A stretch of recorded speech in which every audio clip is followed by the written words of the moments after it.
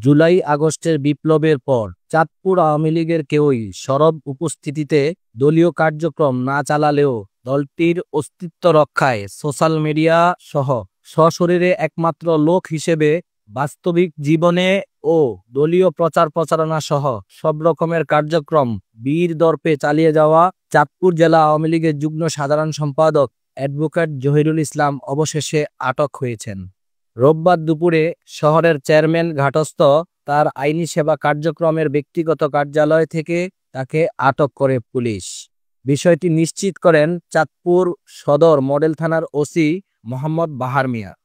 Police জানায়, জুলাই আগস্টের ঘটনাসহ রাজনৈতিক যত মামলা আওয়ামী লীগ নেতাকর্মীর বিরুদ্ধে হয়েছে তা এ জেলায় একমাত্র আইনজীবী হিসেবে দলীয় নেতাকর্মীর পক্ষে সাহস দেখিয়ে আদালতে মুভ করতেন অ্যাডভোকেট জহির।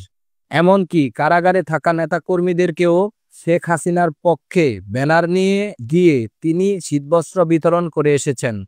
সবশেষে তিনি জুলাই বিপ্লবের দ্বিতীয় স্বাধীনতাকে প্রকাশ্যে প্রত্যাখ্যান করে আলোচনার জন্ম দেন এবং এরপরই তিনি পুলিশের কাছে দুপুরে আটক হন।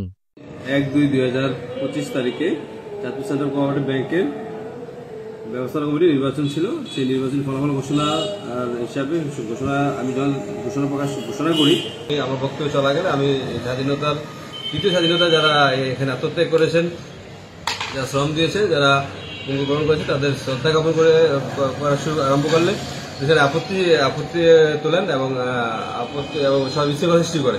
সেই বিশৃঙ্খলা এবং সেই অকথ্য ভাষায় এখানে উপস্থিত সদস্য আমাকে সহ আমাদেরকে গালাগালি করেন, হুমকি তুমকি প্রদান করেন, যা অত্যন্ত দুঃখজনক এবং এটা শাস্তিযোগ্য আমি মনে করি। প্রশাসনের ব্যাপারে পর্যালোচনা করা অত্যন্ত জরুরি। এই ধরনের যে আমল বিশিষ্ট দোষরা এখনো গাপটি মেরে বসে আছে বিভিন্ন জায়গাতে, এটাকে চিহ্নিত করে আইনের আওতায় নেওয়া উচিত।